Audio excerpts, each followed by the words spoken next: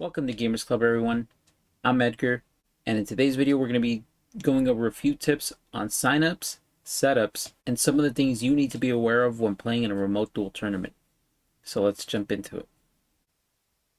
Alright, so we're talking about signups first. If you're signing up with us, you will need Discord before we get into the setup process. That is one important thing to note. Our Discord link is listed here on our website, so that you can join our server to be able to communicate with not just us, but your opponent as well. Now, we will be holding 3 types of remote duels. I will be going over the setup process for Duel Links and Legacy of the Duelist in a different video, so stay tuned for that one as well. But today we're going to be talking about the trading card game with the physical cards. So if you do want to sign up, you can head over to our website, gamersclub.com. Click the sign up button.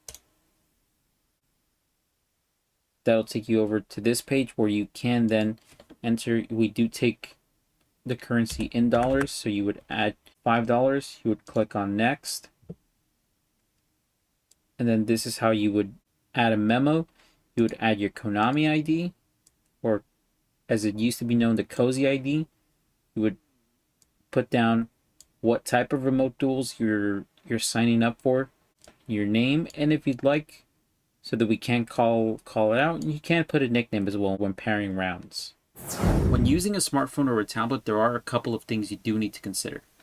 The first is what you will be using to hold your phone or tablet, and the second is how you will be actually mirroring your screen so that you can see your opponent's field.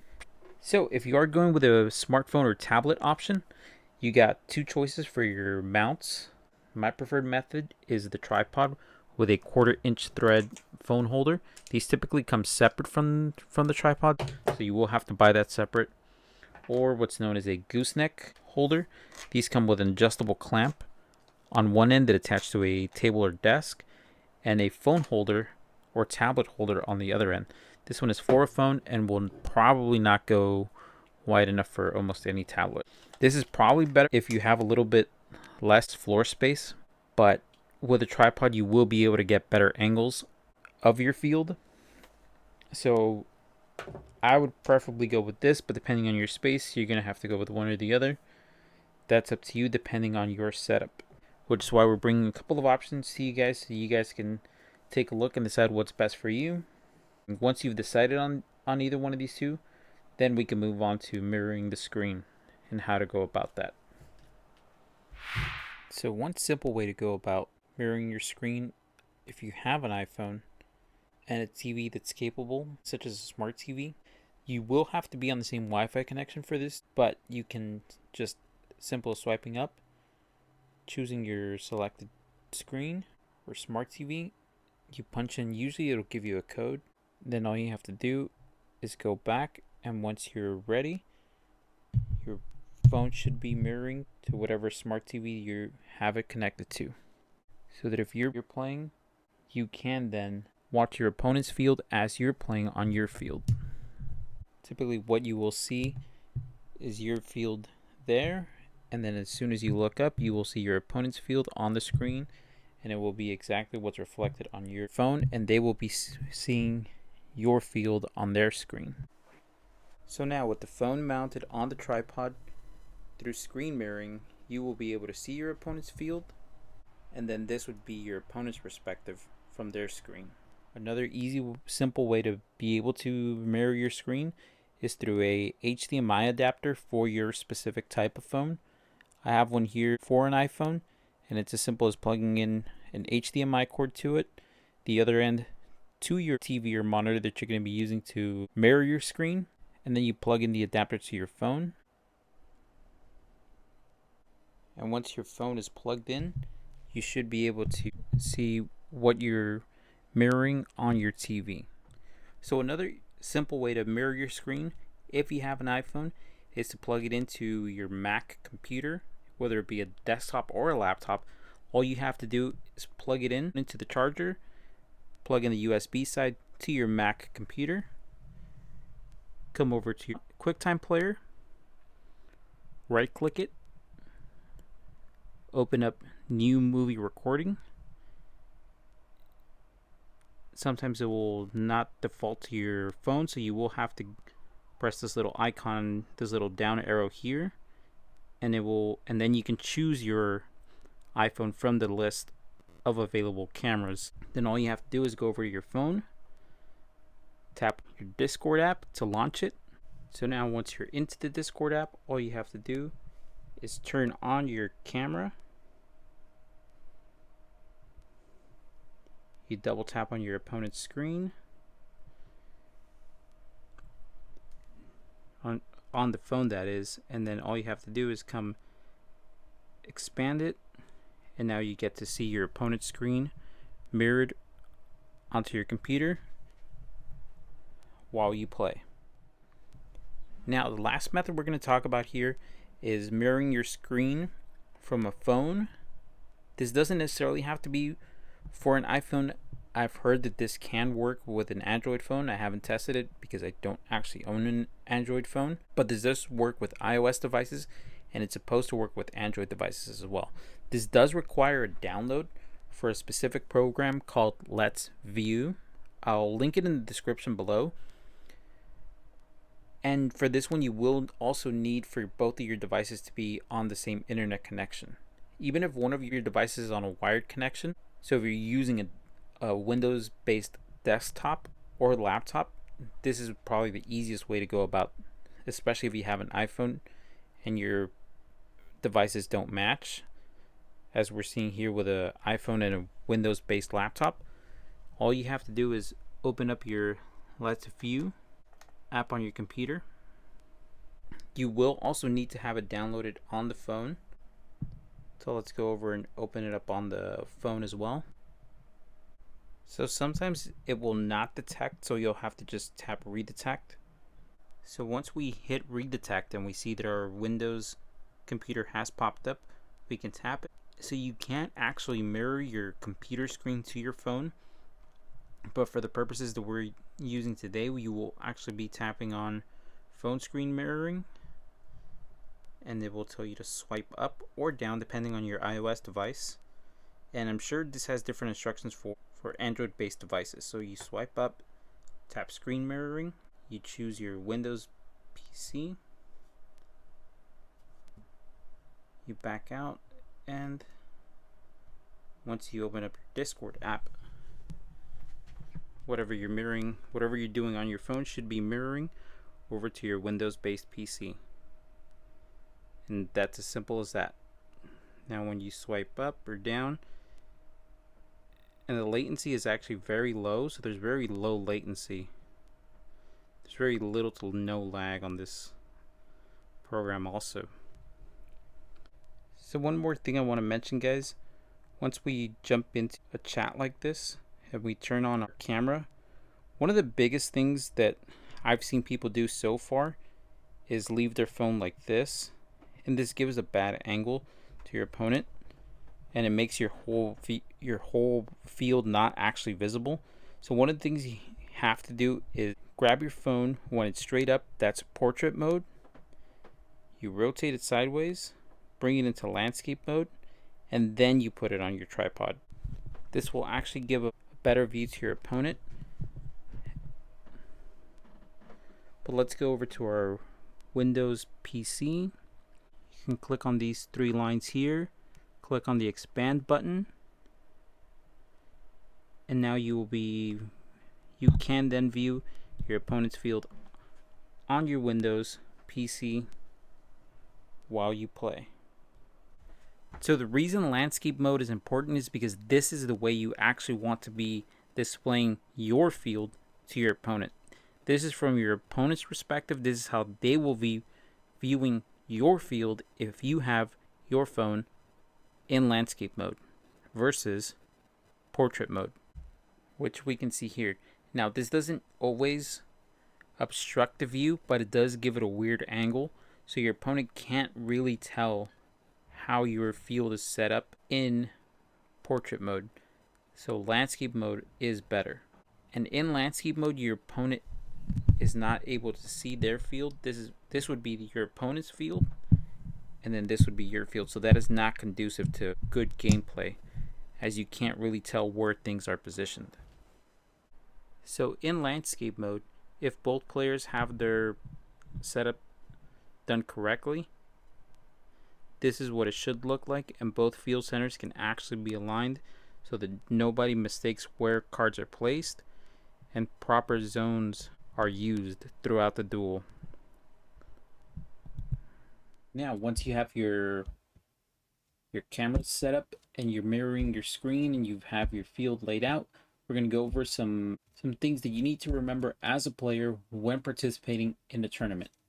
And just any remote duel in general, even if it's not a tournament, these are just things to keep in mind to keep the game fair. So remember to place your camera in a way where you can see your entire field, where you can see your banished cards, your graveyard, your main deck. Your hands have to be visible at all time.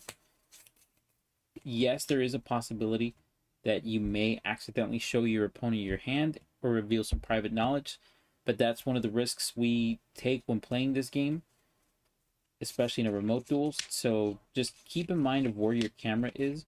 The best thing to do is to just lay your hand flat on the mat so that your opponent can see how many cards you have. If you have 5 cards in hand, that's clearly visible. Your main deck, graveyard, banished cards, your side deck, and your extra deck.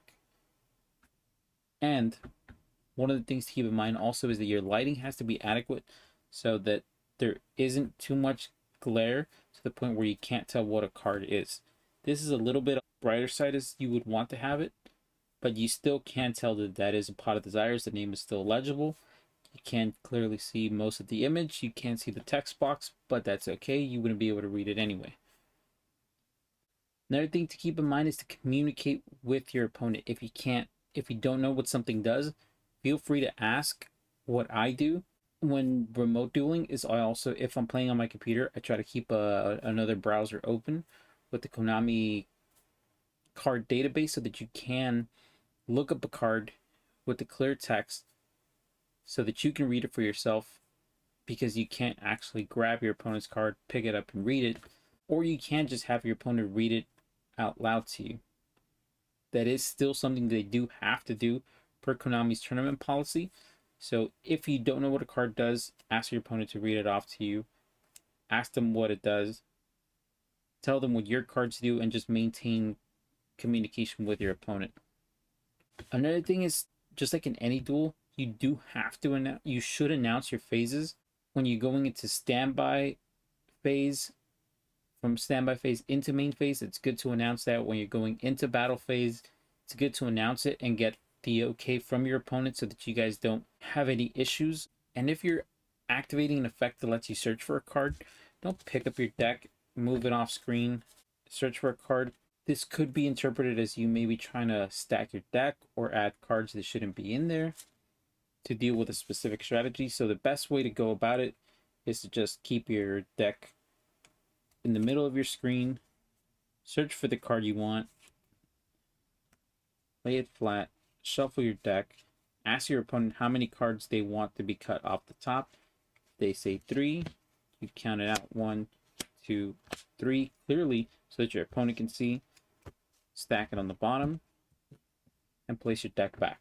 There is no need, and you really should not be moving your cards too far off the screen, and neither should your opponent. And as I mentioned earlier, another thing to keep in mind is your zones.